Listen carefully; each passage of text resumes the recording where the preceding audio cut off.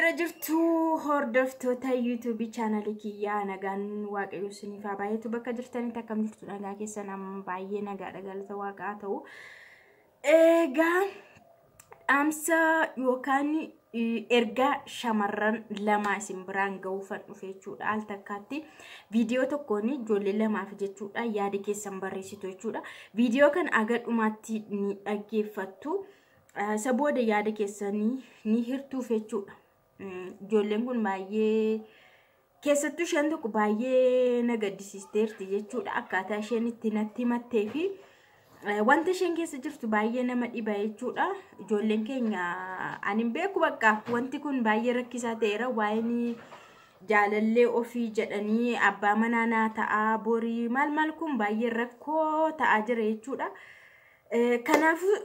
egaa sinimmoo gayyaanni keessanii hamma tokko nama sanaaf ni fayyada jedhamee waan itti yaadameef namni sun illee hordoftoota keetti naa dhiyeessi fayyuu waan naan jedhaniifani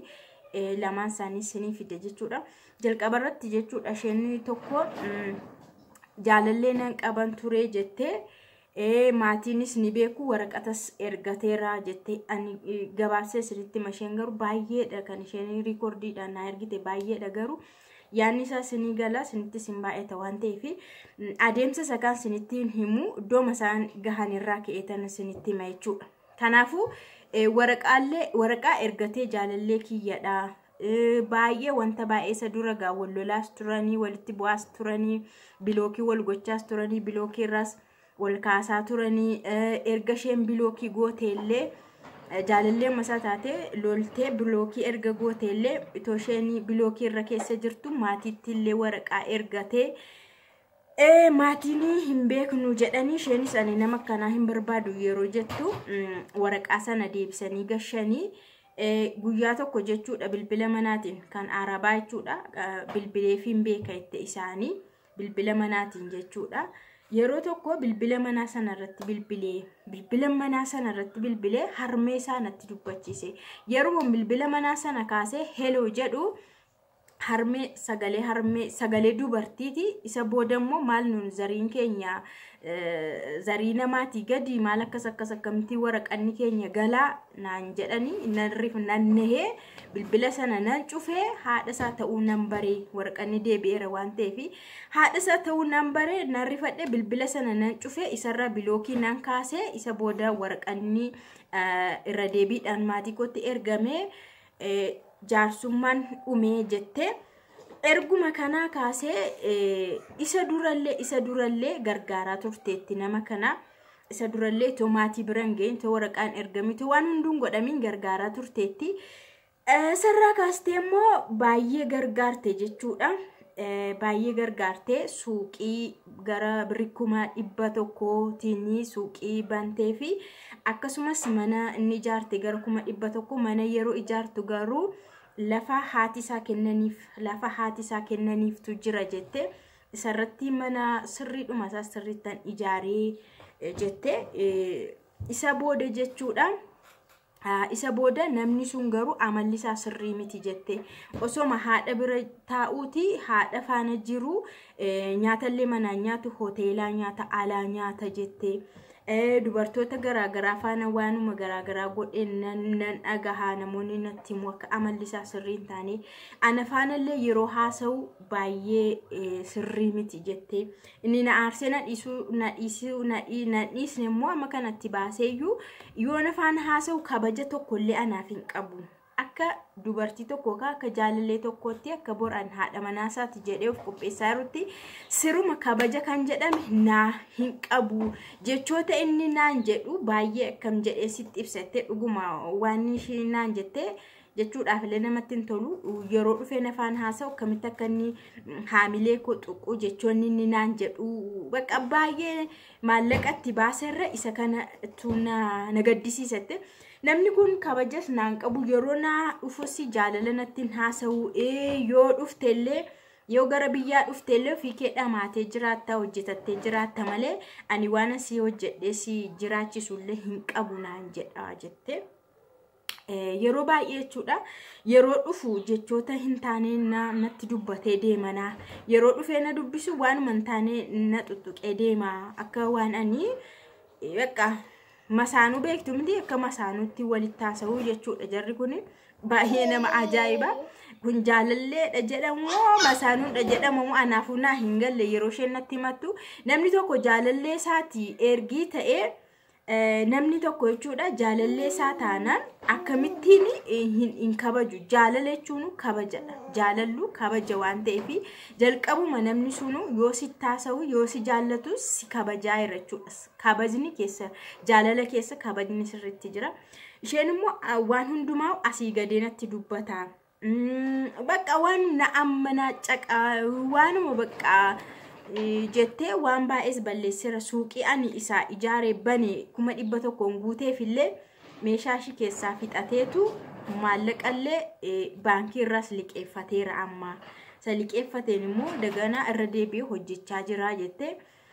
an amma kun namni kun amma gara fuulduraatti yoon faana jiraadheetti galeeyyuu akkam ta'amu maanunnoo hojiin sanatti tolaan jiru dubbiin isaan tolu anaaf kabajan qabu ulfinan qabu yooma dubbatullee yoo galtees ofii kee hojjetattee jiraattaan waan hin hojjedhes jiraachisu hin qabu naan jedha namni akkasii maanni haamilee makoofiyyuu gaarii miti namni akkasii inni kan biraa immoo jechuudha lafa haati isaa kennanii fi ani immoo mana irratti ijaare sana egaa waraqasas erganiiru kan saati gaadha manaasaati jedhamte eegamaarti waan ta'eef lafa haati isaa kennan sanarratti isheen immoo mana ijaarte haati isaa immoo akkas jedhanii odeessuu naannootti safaratti ani lafa sanarratti lafa iddoo biraatti gurguree natu ijaarrate manichi kan kooti jedhanii namootatti odeessuu waan akkasii in odeeffama kanaaf dubbiin kun gara kamitti deema haati akkana jedhanii odeessuu naannoon isaanii tokko waan ta'eef egaa dubbiin dhaga'ama maatiin kiyyas immoo hin beeku waan kana akkani ijaaresi akkani waan hunda akkani gargaare waan hunda suuqii akkana waan hunda akkani godheef maatiin kiyya hin beeku jette kanaaf nama kana akkam godhu naagalaa hin jiru itti dhugaa anillee maal jedhe akka keessan yeroon gorsellee